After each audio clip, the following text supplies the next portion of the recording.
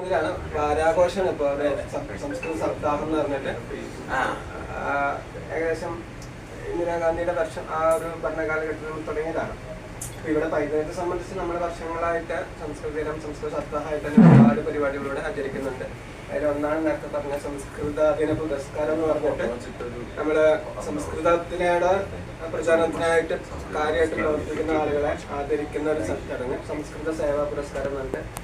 നമ്മൾ കഴിഞ്ഞ വട്ടം നമ്മുടെ വടക്കുംപാട്ട് നാരായണൻ തിരുമണിക്ക്, അതേപോലെ നമ്മുടെ നാരായൺ സാറിനെ, അങ്ങനെ ഒരുപാട് പേർക്ക് നമ്മൾ കൊടുക്കാറുണ്ട്. ഇപ്രാവശ്യം അതേപോലെ തന്നെ നമ്മുടെ നേരത്തെ പറഞ്ഞ പോലെ ഡോക്ടർ വി അച്യുതൻകുട്ടി മാഷക്ക് കൊടുക്കണം. പിന്നെ അതിനോടൊപ്പം ഒരു 10 കുട്ടികൾക്ക് സംസ്കൃത സ്കോളർഷിപ്പ്. അത് നമ്മൾ ആരെങ്കിലും ഉണ്ടെങ്കിൽ നമുക്ക് എന്താ പറയുക, അങ്ങനെ കുട്ടികളുണ്ടെങ്കിൽ നമുക്ക് അറിയിക്കാം. അല്ലെങ്കിൽ നമുക്ക് ടീച്ചറോട് പറഞ്ഞിട്ടുണ്ട് ഒരു 10 കുട്ടികളെ സെറ്റ് ചെയ്ത് തരാനായിട്ട്. അപ്പോൾ കഴിഞ്ഞ വട്ടം നമ്മൾ അകലാട് സ്കൂളിലെ കുട്ടികൾക്കാണ് കൊടുത്തിരുന്നത് 10 കുട്ടികൾക്ക്. പിന്നെ അതിനോടനുബന്ധിച്ച് ഇപ്പോൾ നമ്മളിപ്പോൾ കുറേ കാലമായിട്ട് നമ്മുടെ പൈതൃകത്തിൻ്റെ ഇതിലെ ഒരു 10-12 വർഷമായിട്ട് 10 ദിവസം കൊണ്ട് സംസ്കൃതം സംസാരിക്കാൻ പറ്റുന്ന നമ്മുടെ സംസ്കൃത പഠന ശിബിരം അത് കുറേ വർഷമായിട്ട് ഇപ്പോൾ നടക്കുന്നില്ല. നമ്മളൊരു 26-27 ക്ലാസ്സുകൾ നടത്തിയിട്ടുണ്ട് ഇവിടെ.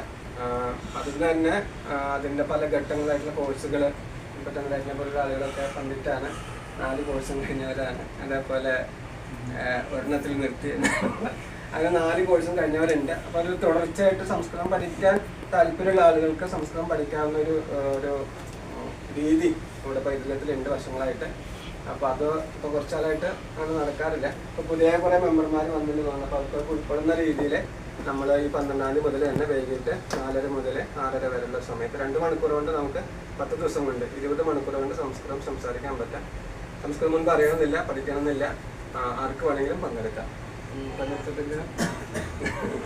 അപ്പോൾ താല്പര്യമുള്ള ആളുകൾ പറയാം, നമ്മൾ മെസ്സേജ് ഇട്ടിട്ടുണ്ട്, ഒരു ഗൂഗിൾ ഫോം ഒക്കെ ഉണ്ട്, അത് ആർക്ക് വേണമെങ്കിലും കൊടുക്കാം. താല്പര്യമുള്ള ആർക്കും പ്രായഭേദമൊന്നുമില്ല, ഏത് പ്രായത്തിലുള്ള കുട്ടികൾക്കായാലും മുതിർന്നവർക്കായാലും ഒക്കെ അതിൽ പങ്കെടുക്കാം.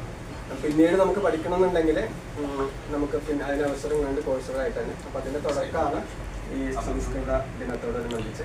അപ്പോൾ ഈ 3 പരിപാടികളാണ് നമ്മൾ നടത്തുന്നത്. ചൊവ്വാഴ്ചയാണ് നമ്മുടെ സംസ്കൃത ദിനാഘോഷം പറയുന്നത്. ഈ സ്കോളർഷിപ്പ് കൊടുക്കാൻ പറ്റുന്ന കുട്ടികളുണ്ടെങ്കിൽ പറഞ്ഞു കഴിഞ്ഞാൽ അത് കൊടുക്കാം അല്ലേ, ആരെയുണ്ടെങ്കിൽ ഇതാക്കാം. അപ്പോൾ നമ്മൾ കുട്ടികളായിട്ടില്ല, നമ്മൾ പറഞ്ഞുകൊണ്ടിരിക്കണമല്ലോ, ഇന്നാണ് തീരുമാനിച്ചത്. അപ്പോൾ അങ്ങനെ കുട്ടികളുണ്ടെങ്കിൽ നമുക്ക് നിർദ്ദേശിക്കും, അല്ലെങ്കിൽ നമ്മൾ ഏതെങ്കിലും സ്കൂളിൽ നിന്നുള്ള 10 കുട്ടികൾക്ക് അത് വൈകിട്ടാണല്ലോ. ഇപ്പോൾ ഈ സ്കൂളിലാണെങ്കിലും കുഴപ്പമില്ല. സംസ്കൃത ദിനാഘോഷം, സംസ്കൃത ദിനം ഒരാഴ്ച നീണ്ടു നിൽക്കുന്ന ആഘോഷങ്ങളാണ്. അപ്പം 9-ാം തീയതി തുടങ്ങി 16-ാം തീയതി വരെ ഉണ്ട്.